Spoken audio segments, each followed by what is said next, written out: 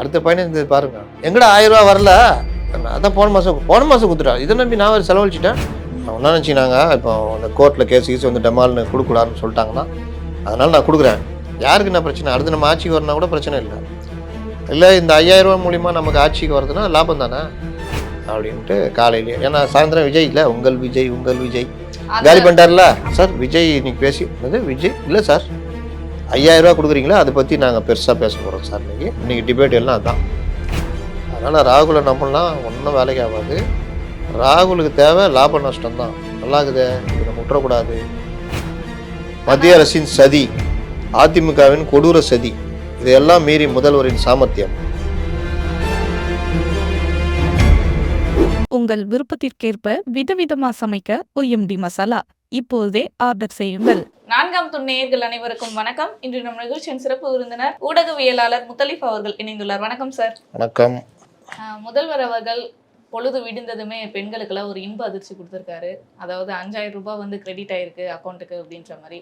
எதனால, இதோட பின்னணி என்னவா இருக்கும்னு நினைக்கிறீங்க சார்? முதல்வர் பயங்கரமான அதிர்ச்சிலாம் கொடுத்துக்கிறாரு. இந்த 1000 ரூபா வச்சுக்கின்னு பார்த்து செலவழிங்க. அன்றாட செலவுகள், வீட்டில் பெரியவங்க இருந்தால் அவங்க மருத்துவ செலவுகள், நான்லாம் பார்த்து செலவு பண்ணுங்கள். இது இல்லாமல் கோடை காலத்துக்கு 2000 ரூபா கொடுத்துக்கிறேன், அதையும் பார்த்து செலவு பண்ணுங்கள். அந்த 2000 ரூபா வச்சுக்கின்னு ஃபேமிலியாக ஒரு வண்டி கிண்டி புக் பண்ணி ஊட்டி போய் ரூம் எடுத்து தங்கி சுற்றி கித்தி பார்த்து ஷாப்பிங்லாம் பண்ணிட்டு காசை மிச்சம் பண்ணி கொண்டு வந்து சேருங்கன்னு சொல்லிடுறேன். என்ன சார் கோடை காலத்துக்கு செலவுக்குன்னு புதுசாக இருக்கே சார் அரசியல்லே இந்த பேச்சு? ஏங்க 5 வருஷம் ஒரு தடவை கோடை காலம் வருது, அதுக்கு முதல்வர் செலவு காசு கொடுக்குறாரு, அதையும் பார்த்து பண்ணுங்கன்னு சொல்கிறாரு. இந்த விவேக் காமெடி பார்த்தீங்களா, 20 லட்ச ரூபா தொலைச்சிருவாப்பில்லையா, தொலைச்சோன்னா வீட்டில் ஓடி வந்து பயந்து இருப்பார். அப்போ தனுஷ் கொண்டு வந்து அந்த 20 லட்ச ரூபா கொண்டு வந்து தருவாப்பில். சார் ஒருத்தன் எடுத்துகிட்டு போனால் அடிச்சு கொண்டு வந்தேன் சார், பணம் கரெக்டாகுதாப்பான்னு பார்த்துருவாப்பில். ஐயோ 20 லட்ச ரூபா, ஐயோ இருக்குதுராப்பா அப்படின்ட்டு டக்குன்னு பர்ஸ்லேருந்து எடுத்து 20 ரூபா எடுத்து கொடுத்து தம்பி செலவுக்கு வச்சுக்கோ, பார்த்துடா பெரிய அமௌண்ட்டு பார்த்து செலவு பண்ணணுவாப்பில். தனுஷ் அதுக்கு மேலே, சார் இவ்வளோ பெரிய தொகைலாம் எனக்கு வேணாம் சார், நீங்களே வச்சிங்க சார். என்ன தம்பி இப்படிங்கிற, உனக்கு வேறு என்ன தான் வேணும், சாப்பாடு இருந்தால் போட்டால் போதும் சார். ஞாபகம் இருக்கா? நீங்கள் முதல்வர் சொன்னது அப்படி தானே இருக்குது. ஆனால் ஒரு பெண்கள், நம்ம தாய்மார்கள், நம்ம தங்கைகள் எல்லாம் வந்து சந்தோஷமா இருக்கணும், அந்த கோடை காலத்தை வந்து அதுதான் நான் இப்போ தான் மாற்றி சொன்னேன்னா 2000 ரூபா இதுக்குன்னு நான் தர்றேன், அதை எடுத்துக்கின்னு ஒரு வண்டி பிடிங்க, டெம்போ ட்ராவலர். உங்கள் வீட்டில் 5 பேர் இருக்கிறாங்கன்னா நல்லா தாராளமாக, இல்லை ஒரு இனோவா 8 பேர் உட்கார்ற மாதிரி அந்த வண்டியை புக் பண்ணிக்கோங்க. இங்கேருந்து ஊட்டி போயிட்டு வரதுக்கு ஒரு 250 ரூபா 300 ரூபா வாடகை ஆகுமா, போகிறதுக்கு வரதுக்கு. ஒரு நாள் 2 நாள் தங்குறதுக்கு இந்த வண்டி வாடகை ஒரு 250 ரூபா ஆகும். அங்கே போய் ஹோட்டலில் ரூமு, டபுள் பெட்ரூம், 2 ஒரு 8 பேர்னால் 2 இதுக்கு தேவைப்படும், 2 இல்லை 3, 30 ரூபான்னு வச்சுக்கிட்டா 90 ரூபா வாடகை.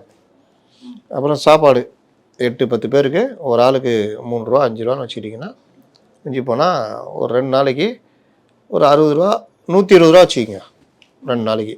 அப்புறம் ஷாப்பிங் போனீங்கன்னா ஒரு 300 ரூபாய்க்கு தேவையான பொம்மை அது இதெல்லாம் வாங்கிட்டு, சாக்லேட்டு ஒரு 20 ரூபா 15 ரூபா இருக்கும் கிலோ, 1/4 கிலோ வாங்கிக்கின்னு மறுபடியும் அதே இனோவாவில் ஏறி வந்து சேர்ந்துட்டா ஒரு 1500 ரூபா 1800 ரூபா செலவாயிடுச்சுன்னா 200 ரூபா மிச்சப்படுத்தலாம்.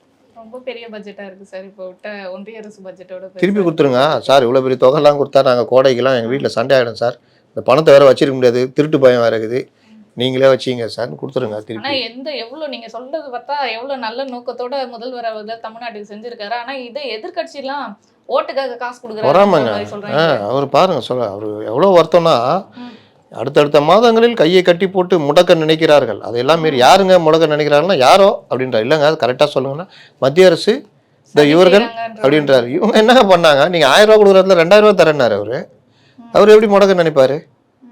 இல்லை அதெல்லாம் இல்லை முடக்க நினைக்கிறார்கள் அப்படின்னு.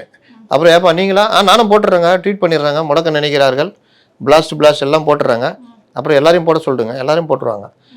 முடிஞ்சால் எடப்பாடி பழனிசாமி கூட வாழ்த்தி போட சொல்லிடுங்க. அந்த ரேஞ்சு நியாயம் தானே சார். மே மாதம் எலெக்ஷன், மே மாதம் காசு 1000 ரூபாய் இப்படி போட முடியாது அவரால். ஆமாம், இப்போ அதுக்கு முன்னாடியே நம்ம சேர்த்து போட்டோம்னா அதுக்கு அட்வான்ஸாக கொடுக்குறேன் தானே சொல்லணும். 3 மாதத்துக்கு அட்வான்ஸாக கொடுத்துட்டாரு. எப்போ பிப்ரவரி விட்டுருங்க அந்த மாதம் செலவுக்கு, மார்ச் ஏப்ரல் மே 3000, இன்றைக்கி ஒரு 1000 4000 கூடுதலாக இந்த ஊட்டிக்கு போயிட்டு வரதுக்கு ஒரு 1000 ரூபா 5000 ரூபா நான் கொடுத்துருக்கேன். முன்பணமாக உங்களுக்கு கொடுக்குறேன் தானே சொல்லணும். 5000 ரூபா கொடுத்துட்டேன் 5000 ரூபா கொடுத்துட்டேன்னாங்க. ஜனங்களை பற்றி ஒரு தப்பாக நினச்சினுக்கிறாரு இந்த டீமு, இந்த ஸ்ட்ராட்டஜி டீமு. 5000 ரூபா கொடுத்தேன்னு சொல்லுங்கள், உங்களை முடக்க நினைத்தார்கள். காலையில் வீட்டிலேருந்து கிளம்பும் போதே என்னை வெளியே போடாமலாம் தடுக்க நினச்சாங்க. அதெல்லாம் மீறி தான் வந்து நான் உங்களுக்கு 5000 ரூபா கொடுத்துக்கிறேன்னு சொல்லுங்கள் ஐயான்னு சொல்லி பில்டப்லாம் பண்ணி கொடுத்துட்டாங்க. ஜனம் என்ன நினச்சிக்கோ, 5000 ரூபா கொடுத்துக்கிறாரு, அடுத்த மாதம் 15ஆம் தேதி 1000 ரூபா வரும், அதுக்கு அடுத்த மாதம் வரும்னு காண்டாகும். அப்ப அவங்களுக்கு இன்னும் அது புரிதலே இல்லைன்னு சொல்றீங்களா? யாருங்க ஏங்க இவங்க காலைல பண்ண பில்டப் எப்படிங்க இருந்தது சொல்லுங்கள், நீங்கள் சொல்லுங்கள். நானே கொஞ்ச நேரம் ஆயிடுச்சு. அப்புறம் அவர் பேச்சை ஊனி கேட்டால் சொல்கிறாரு, மார்ச் ஏப்ரல் மாதங்களில் வருகின்ற தொகையும் மே மாதம் அதனால் இது கோடைக்கால சிறப்பு கோடைக்கால சிறப்பு செலவுக்காக. செலவுக்காக 2000 மொத்தம் 5000 ரூபான்றாரு. அடங்கொய்யால இதுவா, நான் நினச்சேன் மொத்தமாக 5000 ரூபா ஏதோ நீங்கள் போடுறீங்க போல அப்படின்னு நினச்சா பொங்கலுக்கு கொடுத்த மாதிரி கொடுப்பாரு. அட்வான்ஸு கொடுத்துக்கிறீங்க, அட்வான்ஸாக வாங்கிக்கணும். அந்த அட்வான்ஸை போய் இப்போ ஜனங்களுக்கு வந்து 5000 ரூபா கொடுத்தாங்கன்னு இன்னைக்கு, அதுவும் அந்த 5000 ரூபா வச்சு எப்படிலாம் செலவு பண்ணணும்னு சொன்னார் பாருங்க. இதை சேர்த்து வைத்து நீங்கள் வந்து 2 சவரன் நகை, உங்கள் பெண் திருமணம் இருந்தால் இது, இல்லை உயர்கல்விக்காக ரஷ்யா அமெரிக்கா எங்கேயாவது போனாங்கன்னா படிக்கிறதுக்கு. சார் நகை விலை 15,000 ரூபாய் கிட்ட இருக்கு, நீங்க 5,000 ரூபாய் வச்சு 2 சவரன் நகை. நகை விலை 100 ரூபாங்க, பவுன் 100 ரூபா. நான் சொல்கிறதெல்லாம் 1960 சொல்லுங்கிறேன். நீங்கள் எப்போ கதை சொல்லுங்கிறீங்க? இப்ப கதை நம்ம ஏன் ஊட்டிக்கு போகிறதுக்கு 300 ரூபா எந்த காலத்தில் இப்போ போவீங்களா? அதான் சொல்றேன். இங்கேருந்து உங்கள் ஆஃபீஸுக்கு போகிறதுக்கே 300 ரூபா ஒத்துக்க மாட்டான், 30 ரூபா சேர்த்து கொடுக்குறீங்களா மேடம்னுவான். ஆ நான் 300 ரூபாவில் ஊட்டிக்கு போயிட்டு வரலாம், 30 ரூபாவில் ரூம் எடுத்துக்கலான்றா, நீங்கள் கம்முன்னு அதான் சொன்னேன் சார், பெரிய பட்ஜெட். ஏங்க நான் 1960 சொல்லுங்கிறேங்க. முதல்வர் வந்து எனக்கு என்னங்க சொன்னார், பார்த்து செலவழிக்கன்னு சொன்னாரா இல்லையா? அதுக்கு தான் நான் சேர்த்து வைக்கணும். என்னுடைய கற்பனை குதிரையை தட்டி விட்டேன். அப்போ தட்டி விட்டா பார்த்து செலவழிக்கணும், ஒரு 200 ரூபா மிச்சம் படுத்திட்டு வரணும்னா 1960 இருக்கும். அப்போதான் இதெல்லாம் ஆனா, நடக்கும். இதுக்கு வந்து இவ்வளவு பெரிய விஷயம் இன்னைக்கு பண்ணியிருக்காரு, இதுக்கு ஒரு முன்னறிவிப்பு இல்லை, எதுவுமே இல்லையே சார். திடீர்னு காலையில எழுந்ததுமே இந்த நியூஸ் வருது. ஏங்க அதுதான் அவங்களுடைய சாமர்த்தியம். அவங்க என்ன நினச்சினாங்க, இப்போ அந்த கோர்ட்டில் கேஸ் வந்து டெமால்னு கொடுக்கூடாதுன்னு சொல்லிட்டாங்கன்னா அதனால் நான் கொடுக்குறேன் அப்படின்ட்டு காலையிலேயே. ஏன்னா சாயந்தரம் விஜய் இல்லை, உங்கள் விஜய் காலி பண்ணிட்டார்ல. ஆமா, அதை பெருசா நம்ம காட்டக்கூடாதுன்னு இதை பெருசா காட்டிட்டாரா? ஆனால் அதுக்கு முன்னாடி எல்லாமே கண்டமாயிடும். ஏன்னா பார்க்குறோம் ஜாஸ்தி சினிமா நடிகர்ல, அதனால் அது இதாகிடுச்சு. இவருது 2 மணி நேரம் உயிர் இருந்துச்சு அதுக்கு. இப்போ என்ன பண்ணுவாங்க தெரியுமா, ஏய் என்ன பண்ண போகிறேன் நைட்டு சார், விஜய் இன்னைக்கு பேசி என்னது விஜய் இல்லை சார் 5000 ரூபா கொடுக்குறீங்களா, அதை பற்றி நாங்கள் பெருசாக பேச போகிறோம் சார். இன்னைக்கு டிபேட் எல்லாம் அதான். மத்திய அரசின் சதி, அதிமுகவின் கொடூர சதி, இதையெல்லாம் மீறி முதல்வரின் சாமர்த்தியம், இது எப்படி? அதனால் முதல்வர் சொல்கிறது எல்லாமே அவங்க நினச்சிட்டு இருக்காங்க ரொம்ப சாமர்த்தியம்னு. அதில் மக்கள் வந்து தப்பாக புரிஞ்சிட்டாங்க. 5000 ரூபா இந்த மாதத்துக்கு மட்டும் தான் புரிஞ்சிட்டாங்கனால அடுத்த மாதத்துலேருந்து பிரச்சனை. இன்னொன்று, இந்த 5000 ரூபா வந்து இப்போ கொடுக்குறாரு, இன்னும் 2 மாதம் தேர்தல் பிரச்சாரம், இன்னும் பல விஷயங்கள் இருக்குது. எல்லாத்துக்கும் மேலே தேர்தல்ன்றது கூட்டணி மற்ற விஷயங்கள் சம்மந்தப்பட்டது. இப்போவும் காங்கிரஸுக்கும் இவங்களுக்குமே பிரச்சனை ஓடிட்டு இருக்குது. இதெல்லாம் மாறி தேர்தல் நின்று இதெல்லாம் வரணும். ஆனா காங்கிரஸ் தான் அந்த ஒரு பேட்டிலே சொல்லிட்டாரு, ராகுல் காந்தி இருக்கவும் எனக்கும் இருக்க நட்பு வந்து ஒரு அண்ணன் தம்பி மாதிரி அப்படின்ற மாதிரி சொல்லியிருக்காரு. அந்த ராகுல் காந்தி தான் பிரவீன் சக்கரவர்த்தி அனுப்பிச்சி விட்டாரு விஜய்கிட்ட. அந்த ராகுல் அண்ணன் தானே, அண்ணனா தம்பியா? தம்பி சொல்லி மேகதட்டு அணையை கட்டுறது நிறுத்த சொல்ல வேண்டியதானே, தம்பிக்கிட்ட நிறுத்த வேண்டியதானே. ஏதாவது பண்ண முடியுமா? ராகுல் பற்றி தெரில இவங்களுக்கு. ஆனாலும் காங்கிரஸ் கூட்டணிக்குள்ள இன்னும் தேஜஸ்வி யாதவை கூப்பிட்டு கேட்டிங்கன்னா சொல்லுவாப்புல ராகுல் எப்படின்னு இருக்கிறதுல, எப்படி முட்டு சந்து கூட்டு போனார், பிரச்சாரத்துக்கு வரேன்னு எப்படி லண்டனு கனடான்னு ஓடி போனார். அதெல்லாம் இப்போ பாருங்கள் டபாஸ்லாம் இருக்குது. இந்த 2026 தேர்தலில் பாருங்கள் ராகுல் காந்தி பண்ணுற கூத்துலாம் கடுமையான கூத்து பண்ணுற ஆள். ஓட்சோர்னு தூக்கிட்டு சுற்றினாரா? இப்போ என்னாச்சு? இங்கே யாராவது எஸ்ஐஆர் பற்றி பேசுகிறாங்களா? இதுதான் ராகுல். அதனால் ராகுலை நம்மளாம் ஒன்றும் வேலைக்கு ஆகாது. ராகுலுக்கு தேவை லாப நஷ்டம்தான். நல்லாக்குதே, இது நம்ம விட்டுறக்கூடாது, காங்கிரஸ் வளர்கிற மாதிரி இதை விடக்கூடாது, இப்படிப்பட்டாலும் ராகுல். அப்போ இங்கே வந்துட்டு பிரவீன் சக்கரவர்த்தியை வச்சு விஜய்கிட்ட ஒரு பக்கம் பேசிகிட்டு இருக்காப்புல. தனியாக போய் தாவேக்கா கூட சேரலாமான்லாம் அவளெல்லாம் யோசிச்சுட்டு இருக்கிறாங்க. ஆனால் சேர்ந்தா எவன் வேலை செய்கிறது? அதுவும் டம்மி பீஸு, பால்வாடி கட்சி, நம்மளும் பால்வாடி கட்சி, நம்ம எப்படி இவங்களோட சண்டை போட்டு நிற்க முடியும்னு தான் யோசிக்கிறாங்க. இல்லாட்டி போயிடுவாங்க. என்ன நினச்சிங்க காங்கிரஸ்காரனை பற்றி? ஒரே ஒரு உதாரணம் சொல்கிறேன். பாண்டிச்சேரியில் எம்ஜிஆர் 73 கட்சி ஆரம்பித்த ஒரு வருஷத்தில் பாண்டிச்சேரியில் தேர்தல் வருது. அதிமுகவும் மார்க்சிஸ்ட் கம்யூனிஸ்ட் கட்சியும் இந்திய கம்யூனிஸ்ட் கட்சியும் நிற்கிறாங்க.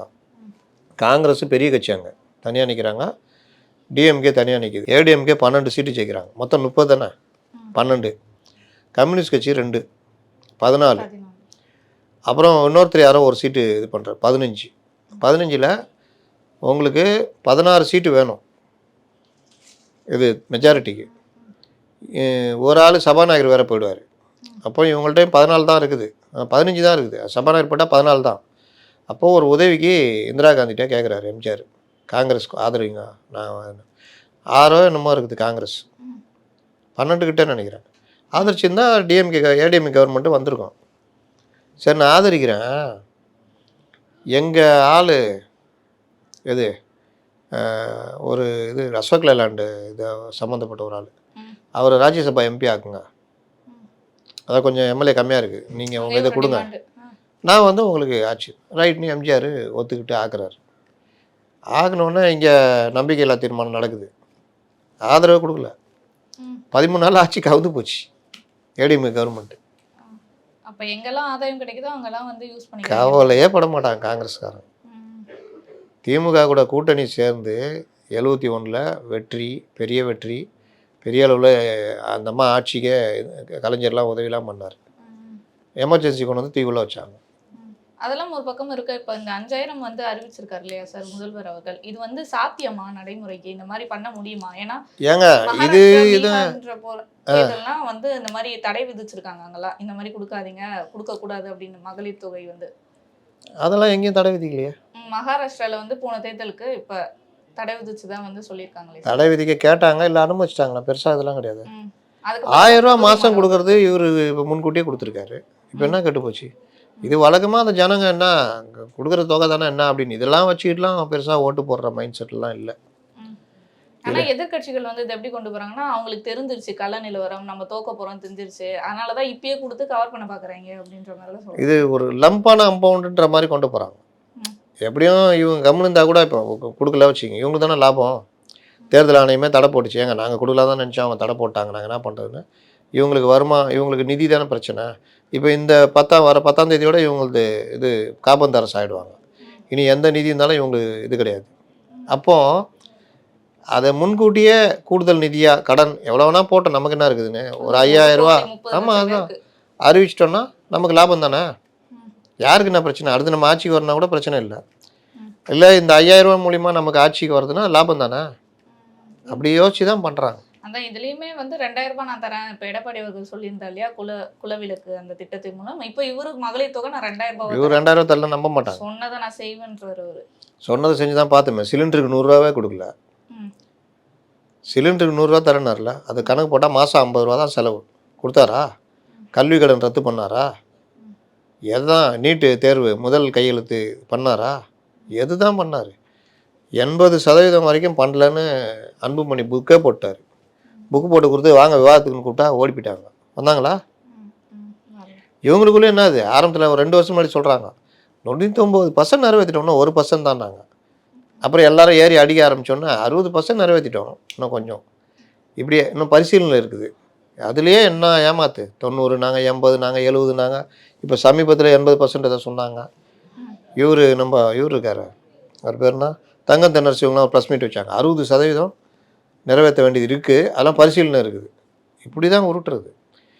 அதனால் அந்த முதலீட்டாளர் மாநாடுன்றது, முதலீட்டுகளை கொண்டு வரன்றது எவ்வளோக்கு எவ்வளோ ஷோ பண்ண முடியுமோ பண்ணுறாங்க. இந்த மாதிரி ஷோ பண்ணும்போது எல்லாம் இந்த வேலையை பார்க்குறதெல்லாம் அந்த ஸ்ட்ராட்டஜி டீம். இது எல்லா டைம்லையும் இதெல்லாம் எடுபடாது. பைக் ஓட்டுற மாதிரி பண்ணுங்கள் சார், விஜய் மாதிரி ரேம்ப் பார்க்க போங்க சார், அந்த டவலை போட்டுங்க சார், இதெல்லாம் பண்ணுங்கள் சார். நான் இதெல்லாம் அப்போ நம்புறாருல அவர், இதெல்லாம் பண்ணுனா ஓட்டு கிடைக்கும்னு. அந்த மாதிரி தான் இந்த 5000 ஆகும். இப்போ இதுதான் இந்த 5000 வந்து அவருக்கு எந்த அளவுக்கு ஒரு பலத்தை கொடுக்கும், இல்லை பலவீனமாக இருக்கும்னு நினைக்கிறீங்களா? தற்காலிகமாக ஜனங்க வந்து சந்தோஷப்படுவாங்க. அடுத்த மாதம்லாம் ரொம்ப பேர் நம்பிக்கிட்டு இருப்பாங்க.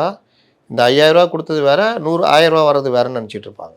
அது வந்து தேர்தலில் பாதிக்கும். தேர்தலில் பாதிக்கும். அது இல்லாமல் 1,35,00,000 பேருக்கு என்னமோ தான் கொடுக்குறாங்க. மீதி இருக்கிற பெண்கள் அவங்களுக்கும் வரும்ல. இது எல்லாம் சேர்ந்தது தான் அந்த அரசியல். அதனால இது பலமாக பலவீனம். ஏங்க இது 1000 ரூபாலாம் கொடுக்குறீங்க, கரண்ட் பில்லு ஏற்றி வச்சுக்கிறீங்களா? நீங்கள் ஏதோ பொதுமக்களை பற்றி கவலைப்படுற மாதிரி பேசுகிறாரா? இப்போ போராட்டம் பற்றி பேசணும்ல, எவ்வளோ பேர் போராடுறாங்கன்னு. அவங்களாம் பொதுமக்கள் இல்லையா? அவங்க வீட்டிலாம் பிரச்சனை இல்லையா? 23,000 ரூபா வாங்கியிருந்தவங்கள 16,000 ரூபா சம்பளம் வாங்கிக்கணும்னு சொன்னதுனால தானே போராடினாங்க தூய்மை பணியாளர்கள். அவங்க பற்றி இவர் கவலைப்பட்டாரா? சினிமா பார்த்துட்டு ரிவ்யூ தானே எழுதியிருந்தார். யாரை பற்றி இவர் கவலைப்பட்டார்? அதனால் இதெல்லாம் ஏதாவது இதே மாதிரி தான் இந்த ஸ்ட்ராட்டஜி டீம் சொல்கிறத, ஐயோ அடுத்த மாதம் செலவுக்கு 1000 ரூபாயில் என்னென்ன ஆகிடும்? ஆனால் அந்த 1000 ரூபாயில தானே மக்கள் வந்து நம்பி இருக்காங்க. அதை இதுக்கு தான் கிண்டல் அடிக்குது. 1000 ரூபா வச்சுக்கின்னு ஏதாவது செலவு பண்ணுங்கள். ஒரு மாதத்துக்கு ஒரு 3 மூட்டை அரிசி, மளிகை சாமான் ஒரு 120 ரூபாய்க்கு. நான் சின்ன பையனாக இருக்கும்போது எங்கள் அப்பா 79களில் 430 ரூபா எங்கள் அப்பாவுக்கு சம்பளம். அதில் 130 ரூபா கொடுப்பாங்க. அதை எடுத்துகிட்டு போய் ஒரு மாதத்துக்கு வகையான மளிகை சாமான் வாங்கிடுவோம். அவன் எனக்கு தனியாக உடச்சக்கல்ல, வெல்லம், பேரிச்சம்பழம் வச்சு கட்டி கொடுப்பான். லஞ்சம் அவ்வளோ ஒரு மாதத்துக்கு அதை வாங்கிட்டு நான் என் தங்கச்சிலாம் வருவோம். 130 ரூபா. வீட்டு வாடகை 75 ரூபா. 79ல் அந்த மாதிரி வச்சுக்கலாமா? அன்றைக்கி தங்கம் வந்து 900 ரூபா. அப்போ 430 ரூபா சம்பளம் எவ்வளோ பெரிய சம்பளம் பார்த்துக்குங்க. இன்றைக்கி கணக்கு போட்டால் 45,000 ரூபா சம்பளம். 130 ரூபா கொடுக்குறாருன்னா 13,000 ரூபா எடுத்துகிட்டு போய் இது பொருள் வாங்கிட்டு வர மாதிரி. புரியுதா? அந்த அளவுக்கு பெரிய அமௌண்ட்டை வந்து இப்போ கொடுத்துருக்காங்க. அதாங்க பிரச்சனை. இவர் 60களில் இருக்கிற மாதிரி நினச்சிட்டு இருக்காரு. 1000 ரூபா வச்சு, தம்பி 20 ரூபா பெரிய தொகை, பார்த்து செலவு பண்ணுப்பா. பெண்கள் சந்தோஷமா இருக்கனாலே அந்த 15ஆம் தேதி தான்ன்ற மாதிரி குறிப்பிட்டு சொல்லியிருக்காரு. அடுத்த பையனை இந்த பாருங்க, எங்கடா 1000 ரூபா வரல, அதான் போன மாதம் கொடுத்துட்டாரு, இதை நம்பி நான் வேறு செலவழிச்சிட்டேன் அப்படி இப்படின்னு அந்த கோபம் வேறு தனியாக வரும். தொடர்ந்து இதே போல பல நிகழ்வுகளை பற்றி பேசுவோம். நன்றி.